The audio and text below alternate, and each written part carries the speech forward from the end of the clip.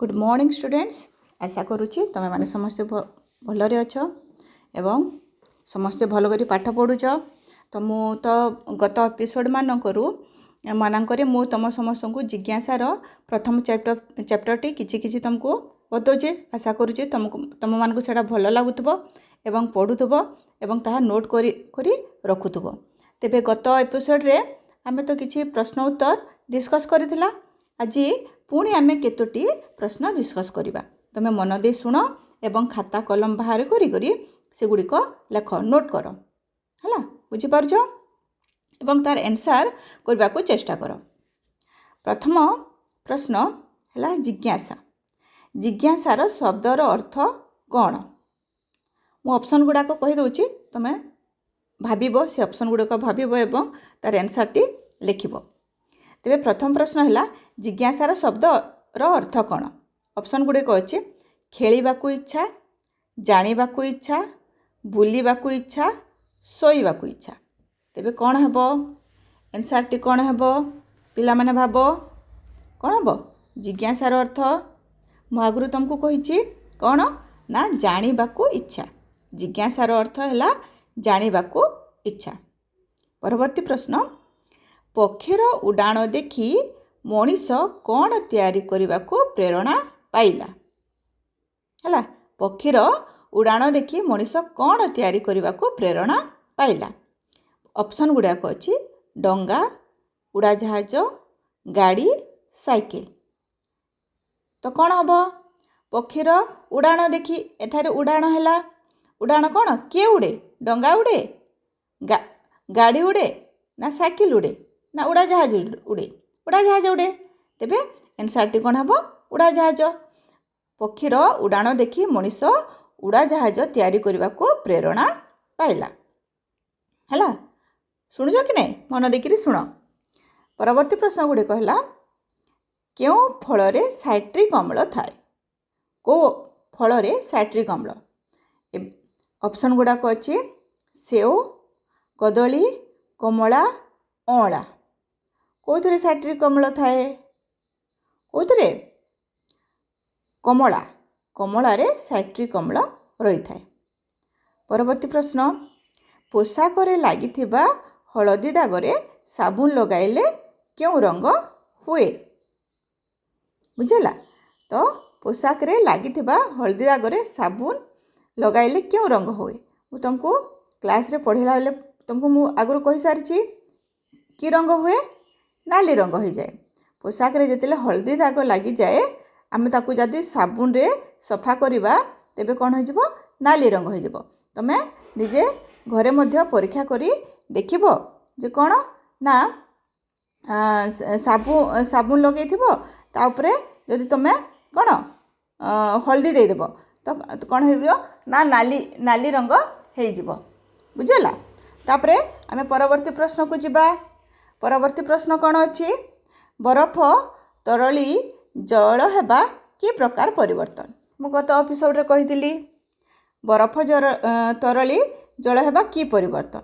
तो यह बरफ जतले तरली जाउछि जल हेउछि एवं जल को पुणी आमे जदि फ्रीजर भितर रखिबा पुणी बरफ हे जाउछि। तेबे ता पूर्व अवस्था को फेरी पारुछि। तेबे ता कोन हेबो ना प्रत्यावर्ती परिवर्तन हेबो। प्रत्यावर्ती परिवर्तन हेबो। बुझी पारुछ? हला तापरे हला परवर्ती प्रश्न कौन? विद्युत परिपथ रे व्यवहृत हेउथबा धातव चामच कौन अटे? विद्युत परिपथ रे जो आमे धातव चामच को व्यवहार करूछु ताहा कौन अटे? ताहा विद्युत कुपरिबाही अटे ना विद्युत परिबाही अटे ना विद्युत रो उत्स अटे ना विद्युत व्यवहारकारी अटे? कौन हबो?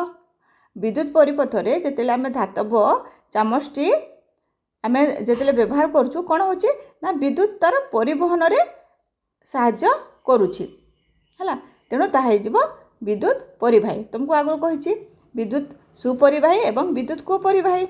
जहा मध्य दे विद्युत गति करि पारे से हेला विद्युत परिबाही एवं जहा मध्य रे विद्युत गति करि पारे नै ता हेला विद्युत कुपरिबाही। विद्युत कुपरिबाही कोटा हबो? हमर काठ हेला, प्लास्टिक हेला, हला एटा हे जिवो विद्युत कुपरिबाही। ଏବଂ ବିଦ୍ୟୁତ ସୁପରିବାହୀ ପ୍ରାୟ ସବୁ ଧାତବ ପଦାର୍ଥ ଗୁଡ଼ିକ ବିଦ୍ୟୁତ ସୁପରିବାହୀ। ବୁଝିହେଲା। ପରବର୍ତ୍ତୀ ପ୍ରଶ୍ନ କ'ଣ ନା ଜଳଚକ୍ରରେ ଜଳ କେଉଁ ରୂପରେ ଆକାଶକୁ ଯାଏ? ଜଳଚକ୍ରରେ ଜଳ କେଉଁ ରୂପରେ ଆକାଶକୁ ଯାଏ? ଷଷ୍ଠ ଶ୍ରେଣୀରେ ପଢ଼ିଛ କ'ଣ ହେଇଯାଏ ନା ଜଳୀୟ ବାଷ୍ପ। ଜଳଚକ୍ର ମାନେ କ'ଣ? ଆମର ପୃଥିବୀରେ ଯେତେ ଜଳ ଅଛି, ସମୁଦ୍ର ହେଲା, ନଦୀ ହେଲା, ସେଇ ଜଳ ଯେତେବେଳେ ସୂର୍ଯ୍ୟଙ୍କର କିରଣ ଉତ୍ତାପରେ କ'ଣ ହେଇଥାଏ, ତାହା ବାଷ୍ପ ହେଇଯାଏ। ବାଷ୍ପ ହେଇକରି କ'ଣ ହେଇଯାଏ, ଆକାଶକୁ ତାହା ଗ୍ୟାସୀୟ ଆକାରରେ ଯାଏ। ତ ତାହା ସେ ଜଳ କଣା ମିଶ୍ରିତ ବାଷ୍ପ, ତାକୁ କୁହାଗଲା କ'ଣ ଜଳୀୟ ବାଷ୍ପ। ତେବେ ଜଳଚକ୍ରରେ ଜଳ ଜଳୀୟ ବାଷ୍ପ ରୂପରେ ଆକାଶକୁ ଯାଇଥାଏ। ତୁମେ ଏସବୁ ପ୍ରଶ୍ନ ଗୁଡ଼ିକ ନୋଟ୍ କର। ବୁଝିହେଉଛି? ନୋଟ୍ କର ଏସବୁ ଗୁଡ଼ିକ। ପରବର୍ତ୍ତୀ ପ୍ରଶ୍ନ ହେଲା, ଉଦ୍ଭିଦ ନିଜ ଖାଦ୍ୟ ପ୍ରସ୍ତୁତି ପାଇଁ କାହା ଉପରେ ନିର୍ଭର କରେ? ଉଦ୍ଭିଦ, ଏଠାରେ କୁହାଗଲା ଉଦ୍ଭିଦ।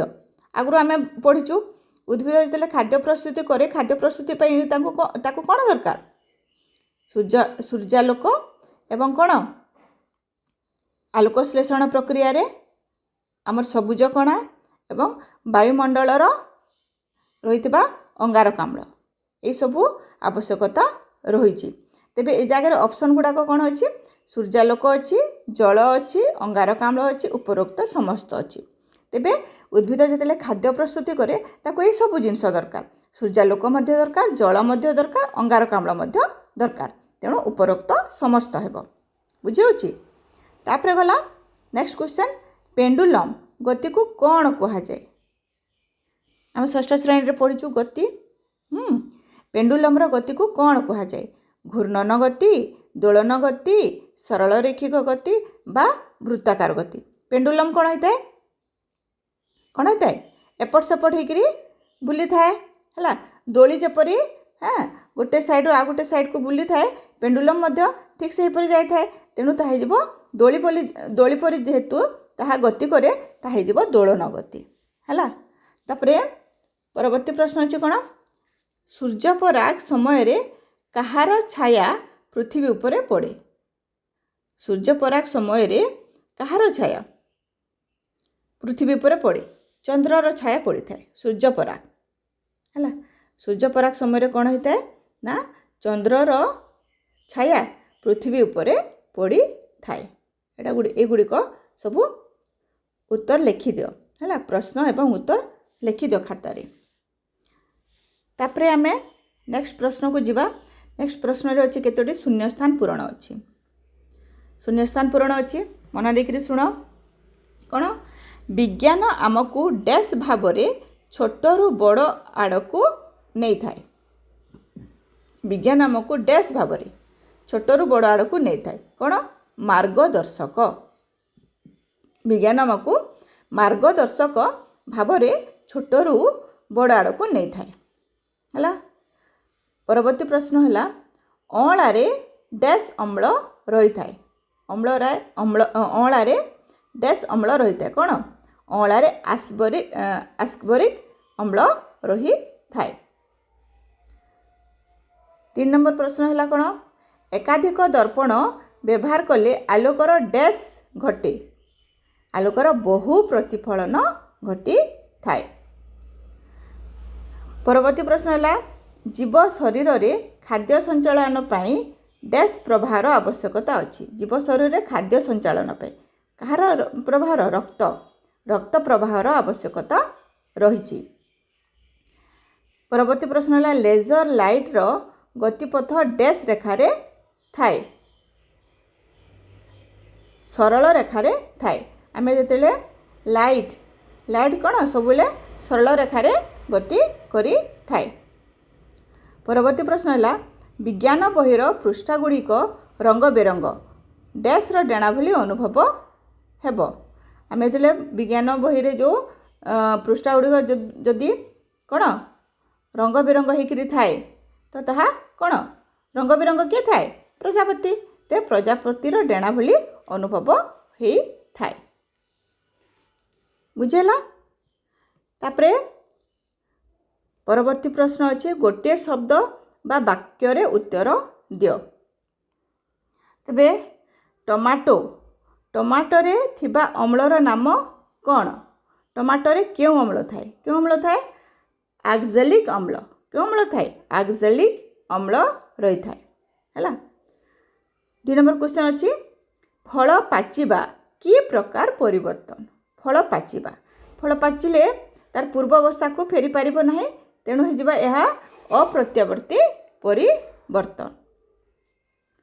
नेक्स्ट क्वेश्चन हैला पुरातन काल रे समय मापिबा पई क्यों यंत्रर व्यवहार हेउथिला? क्यों यंत्र? सूर्य घड़ी आगु कुहाइछि हैला। पुरातन काल रे सूर्य घड़ी रे व्यवहार करा जाउथिला। चंद्र और पृथ्वीर छाया जोगु क्यों महाजागतिक घटना घटे? क्यों महाजागतिक? ग्रहण एवं पराग हैला। चंद्र एवं पृथ्वीर छाया जोगु महाजागतिक कौन आमर ग्रहण एवं पराग, सूर्य ग्रहण हैला, चंद्र पराग एटा सब हेइथाय। पाठ्यपुस्तक अनुसार विज्ञान क्योंठारे सीमाबद्ध नुहे? पाठ्यपुस्तक अनुसार विज्ञान आमर विज्ञानटा आम आगु आम एटा पढ़िला विज्ञान कौन जिज्ञासा हैला। तेणु यह केवल पाठ्यपुस्तकटा आमर श्रेणी कक्ष बा पाठ्यपुस्तक मध्य यह आबद्ध नुहे, यह हूँ बहुत विस्तृत। आम सबुआड़े आम आमर चिंताधारा द्वारा आम केवल श्रेणी कक्ष कि पाठ्यपुस्तक मध्य आम सीमित न होकरी आम आगु को आम श्रेणी कक्ष बाहर पाठ्यपुस्तक बाहर मध्य आम विज्ञान आम जानी पारिबा हैला। तापरे केतोटी आउ प्रश्न अछि कोन ना ठीक कि भूल लेख। सूर्य घड़ी राति रे मध्य समय देखाई पारे, या भूल अच्छी ना ठीक अच्छी? सूर्य घड़ी जेहेतु ये जगह देख सूर्य लगिला नहीं, तो सूर्य घड़ी राति रे केबे मध्य समय देखाइबो नाही, तेणु यह भूल अच्छी। सूर्य घड़ी केवल दिन रे समय देखाई पारिबो। द्वितीय प्रश्न होची विद्युत परिपथ रे प्लास्टिक चामच व्यवहार कले बल्ब जलिबो। एठारे विद्युत परिपथ आगु कही विद्युत परिपथ रे विद्युत सुपरिवाही जो पदार्थ गुड़िक अच्छी सेटा हेले तार परिवहनटा हेबो। ते प्लास्टिक प्लास्टिक प्लास्टिक होची विद्युत कुपरिवाही, तेणु विद्युत परिपथ रे प्लास्टिक चामच व्यवहार कले केबे मध्य बल्ब जलिबो नाही। तेणु विद्युत परिपथ रे आम कोन व्यवहार करबा? धातव जिनस स्टील चामच एहीपरि भाव आम कि व्यवहार करिपरिबा किंबा लुहा कंटा ये आम व्यवहार करिपरिबा। 3 नंबर प्रश्न अच्छी बैटेरी सरीजा पर ताहाको पुणी नुआ भली व्यवहार करी हुए हुए कि? बैटेरी तुम देखिछ बैटेरी सरीगला पर पुणी आउ थोड़े व्यवहार करिबो नाही, तेणु यह मध्य भूल अच्छी। जलचक्र रे जल केवल तरल अवस्था थाए। जलचक्र रे जल केवल तरल अवस्था थाए कि ना? जलचक्र रे जल कौन होता है?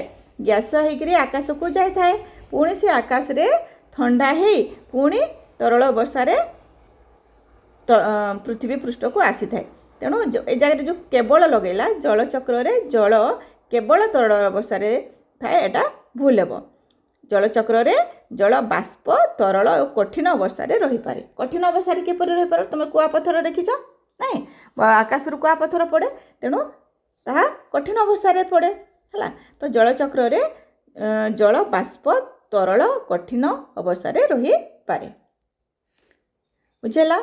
तापर आ गोटे परवर्ती प्रश्न अच्छी सूर्य क स्तंभ ख स्तंभ हैला। क स्तंभ ख स्तंभ कौन अच्छी? क स्तंभ रे अच्छी सूर्य घड़ी, एकाधिक दर्पण, बैटेरी, सूर्यपर। एपटे ख स्तंभ रे अच्छी बहु प्रतिफलन, समय माप, महाजागतिक छाया, विद्युत उत्स हैला।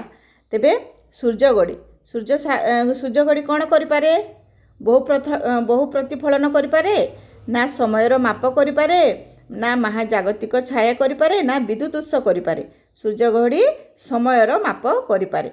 तेबे सूर्य घड़ी संगे कौन हो समय माप। तुम नोट कर मुझे जोटा कहूँ तुम भलकर शुण नोट कर। तेबे सूर्य घड़ी संगे कौन हम ना समयर माप हेबो हैला।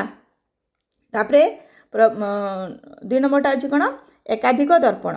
एकाधिक दर्पण कौन हेबो? एकाधिक दर्पण कौन हेबो?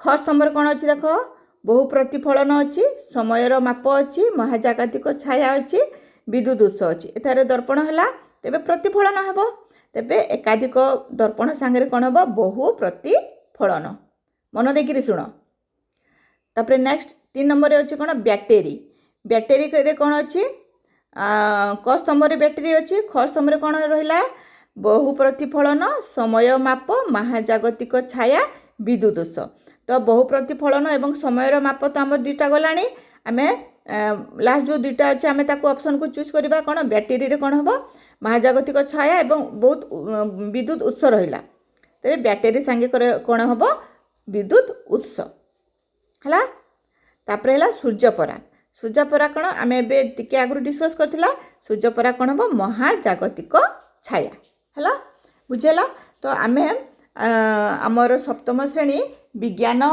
बहीर जो प्रथम चैप्टरटा आम कि डिस्कस कला तार प्रश्न गुड़ाक आम डिस्कस कला परवर्ती एपिसोड रे आम पुणी आ केतोटी प्रश्न डिस्कस करवा तुम आशा करुँच तुम मानक भल लगुव तुम यहाँ जोटा पढ़ा हो तुम भल कर शुण से प्रश्न गुड़ाक नोट कर एवं तार आंसरटा लेख है बुझेला आउ जदि भल लगुचे तुम तुम सांग मानक भी यहाँ शेयर कर। हो नमस्कार।